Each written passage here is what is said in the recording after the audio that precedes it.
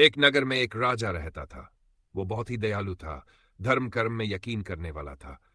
उनके पास जो भी व्यक्ति उधार मांगने आता वे उसे मना नहीं करते थे।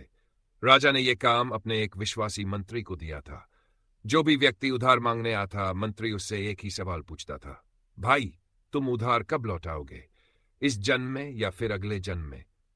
कर्मों का फल। एक कहानी जो लोग ईमानदार होते वो कहते, राजा जी हम तो इसी जन्म में आपका कर्ज चुकता कर देंगे। और कुछ लोग जो ज्यादा चालाक एवं बेईमान होते वे कहते, राजा जी हम आपका कर्ज अगले जन्म में उतारेंगे। अगले जन्म में उधार वापसी की शर्त से कुछ लोग राजा को मूर्ख समझते थे और अपनी चालाकी पर खुश होते थे। एक दिन एक लुटेरा ने यह बात सुनी और वह राजा के पास उधार मांगने पहुंचा। उसे मालूम था कि राजा अगले जन्म तक के लिए रकम उधार दे देता है। उसका मकसद उधार लेने से अधिक राजा की तिजोरी को देखना था। अब लुटेरा ने राजा से कुछ रुपए उधार मांगे। राजा ने मंत्री को बुलाकर उधार देने को कहा। मंत्री ने लुटेरा से पूछा, भाई इस जन्म में लौटाओगे या अगले जन्म में? लुटेरा ने कहा, मंत्री जी मैं ये रकम अगले जन्म में लौटाऊंगा। मंत्री ने तिजोरी खोलकर उसे पैसे दे दिए। लुटेरा ने भी तिजोरी देख ली और तय कर लिया कि इस मूर्ख राजा की तिजोरी रात में लूट कर चला जाऊंगा। रात में ही वह राजा के घर पहुंचा और वहीं गायों के तबेले में छिपकर राजा के सोने का इंतजार करने लगा। अचानक उसने सुना कि गायें आपस में बातें कर रही हैं और वह लुटेरा गायों की भाषा ठीक से समझ पा रहा था। कर्मों का फल कैसे मिलता है?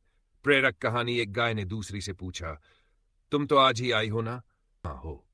उस गाय ने पलटकर पूछा तो पहले वाली गाय ने बताया, मुझे तो 3 साल हो गए हैं बहन। मैंने राजा जी से कर्ज लिया था ये कहकर कि अगले जन्म में लौटाऊंगी। राजा से उधार लेने के बाद जब मेरी मृत्यु हो गई तो मैं गाय बन गई और राजा के तबेले में चली आई। अब दूध देकर उसका कर्ज उतार रही हूं। जब तक कर्ज की रकम पूरी नहीं हो जाती तब तक यहीं रहना होगा। लुटारू ने जब उन गायों की बातें सुनी तो होश उड़ गए और वहां बंधी गायों की ओर देखने लगा। वह समझ गया कि उधार चुकाना ही पड़ता है, चाहे इस जन्म में या फिर अगले जन्म में उसे चुकाना ही होगा। वह उल्टे पांव राजा के घर की ओर भागा और जो कर्ज उसने लिया था उसे फटाफट मंत्री को लौटाकर रजिस्टर से अपना नाम कटवा लिया। दोस्तों, इस तरह से हर व्यक्ति को कुछ न कुछ लेने देने के हिसाब चुकाने होते हैं और इसी कर्ज का हिसाब चुकता करने के लिए इस दुनिया में हर कोई अलग अलग रूप लेकर आता है। जैसे कोई बेटा बनकर आता है तो कोई बेटी, कोई पिता तो कोई मां, कोई पति तो कोई पत्नी, कोई मित्र तो कोई शत्रु बनकर आता है।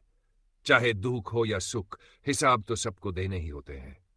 अच्छे कर्म का अच्छा फल और बुरे कर्म का बुरा फल सभी को इस जन्म में नहीं तो अगले जन्म में चुकाना ही होता है। इसी प्रकार अगर अकारण कुछ बुरा होता है तो दुखी होने की बजाय सत्य को स्वीकार करना चाहिए कि जो कुछ हो रहा है वह हमारे कर्म का ही परिणाम है।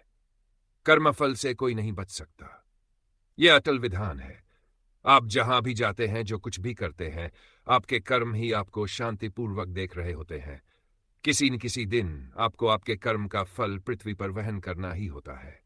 इसलिए दोस्तों, हमें कर्म करने में सावधानी रखनी आवश्यक है।